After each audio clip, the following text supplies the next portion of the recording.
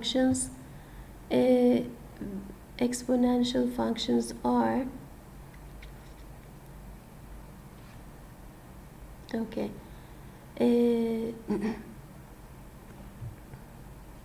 I want to go back to this slide.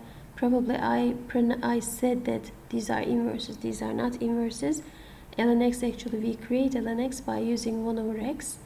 I by mistakenly said that. So 1 over x is not an inverse of ln x. 1 over x, if you integrate 1 over x, you get ln x, right? On the other hand, ln x has an inverse. Ln x has an inverse. What is the inverse of ln x? What is the inverse of ln x? The inverse of ln x is exponential function.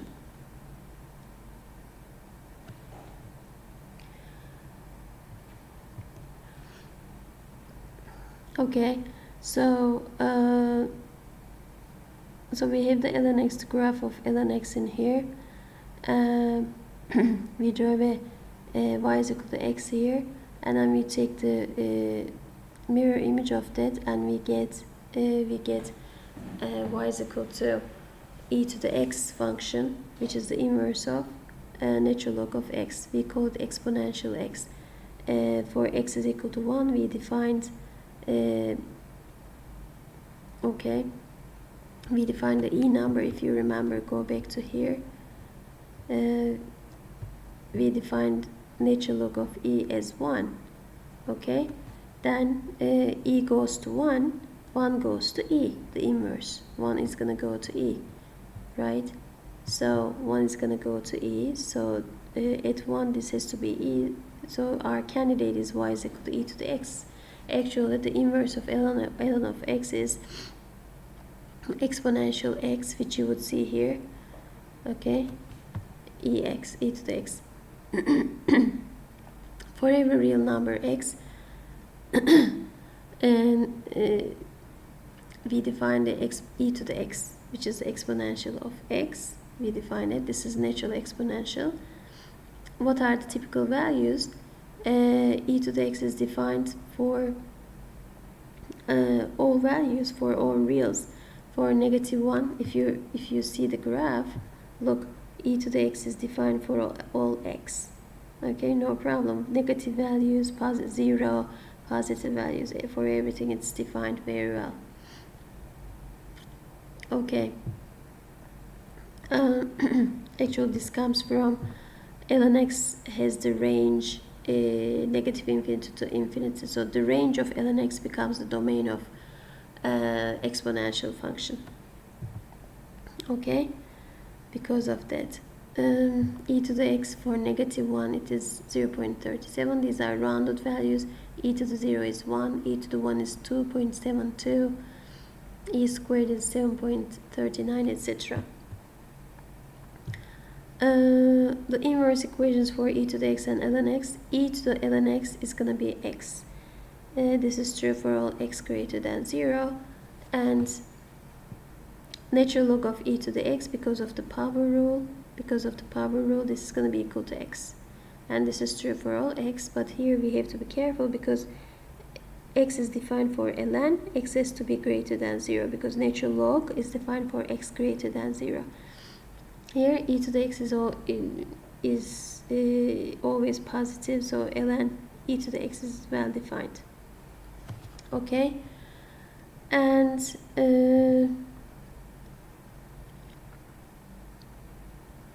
so what's the slope of a natural log at a point A? Okay, the point is A ln A. What's the slope? Excuse me.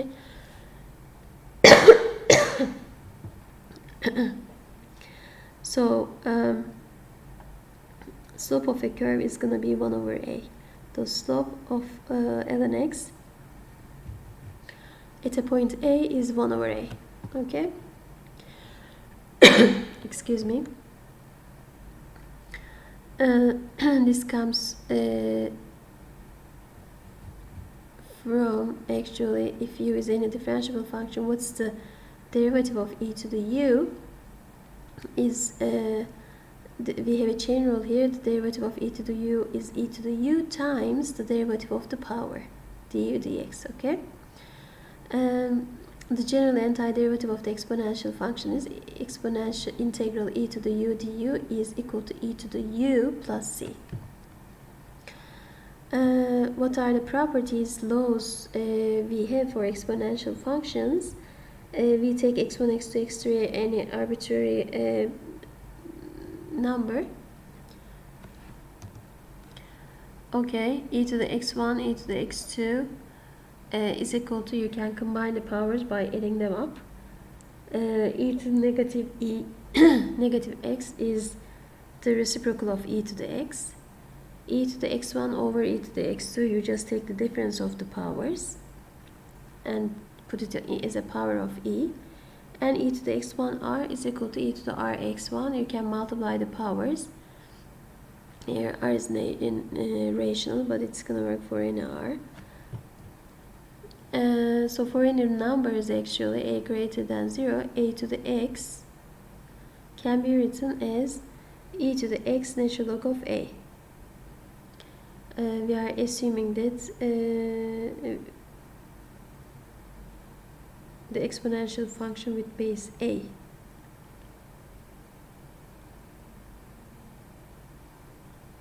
So a to the x, you can write it in terms of e like this, because sometimes it makes it easy.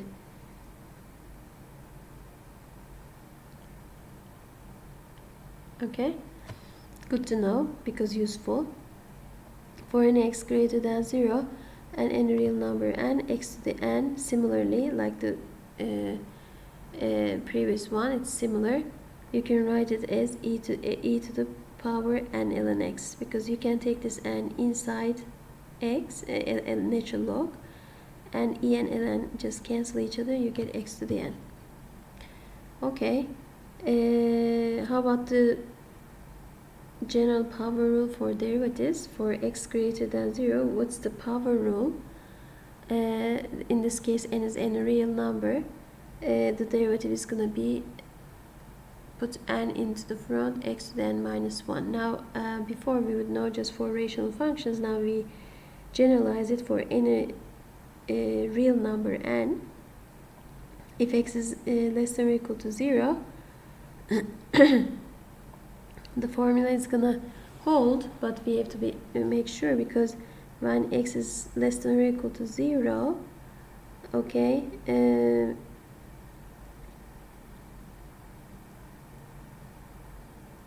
as long as the derivative exists, right, x to the n minus 1 exists. What does it mean?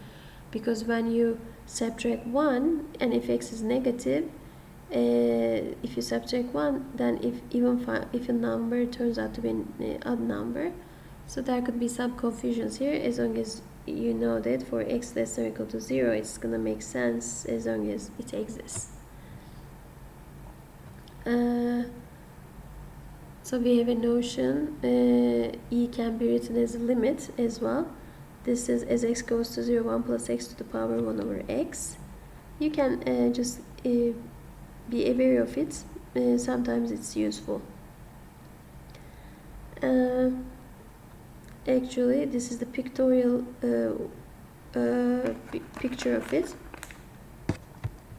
Here you can see the derivative of exponential function, a to the u, or power function. The derivative of a to the u is a to the u natural log of a du dx. We have a chain rule here. We assume, of course, a is a positive number. Use a differentiable function. Okay. If you convert it, if you want to see it in terms of integral a to the u du, the integral of the same function, it's going to be a to the u over ln a plus c. Okay, this could be useful when needed. So exponential functions, how do they appear? Look, this is like a bouquet of flowers. Okay, bouquet of flowers you can consider. Some flowers they have roots coming from left. Some flowers have their roots coming from right. You see that? The flowers that have the roots coming from right, they have the basis of the exponential functions between 0 and 1.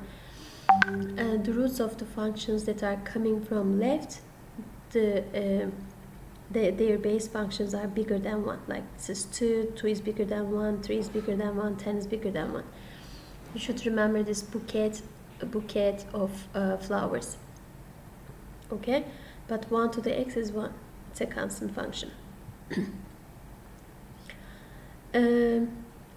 So let's say this is the power, exponential function 2 to the x. What is the inverse? You just draw this y is equal to x and take the mirror image. This mirror image is similar to the natural log of x, but the base is different. The base is 2. So now we can conclude for any positive number a not equal to 1, logarithm base ax is the inverse of the function a to the x. This is the inverse of the exponential function a to the x. You can see some inverse equations here. Logarithm a to the x is going to give you x. This is true for all x because a to the x is positive here. And a to the log ax is equal to x, but we have to take x greater than 0 because otherwise logarithm is not defined here. There are some rules. These rules are similar to the natural log rules. Take x positive, y positive. The product of the logarithm is the sum of the logarithms. Logarithm of the ratio is the difference of the logarithms. Again, logarithm of the ratio is negative logarithm of y because logarithm a1 is 0. And power rule, logarithm ax to the y is y logarithm ax. You can also convert any logarithm with base a in terms of natural log as follows. This is called the change of bases. On the left hand side the base is a, but on the right hand side the basis of natural log is e. You can do that. Actually you can convert it to any base. So this base a could be converted to any base on the right hand side, no problem. Change of bases.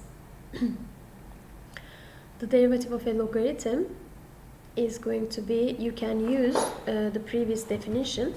If you want to take the derivative of logarithm ax, you can take the derivative of the logarithm on the right hand side. And the logarithm of the natural log of x is 1 over x. 1 over x times 1 over ln a is going to give you the derivative, right? Yeah. Here we have u here. Instead of x, if you have a u, then use a function of x. So 1 over ln a times 1 over u times, we have to apply the chain rule du dx, the derivative of the inside function.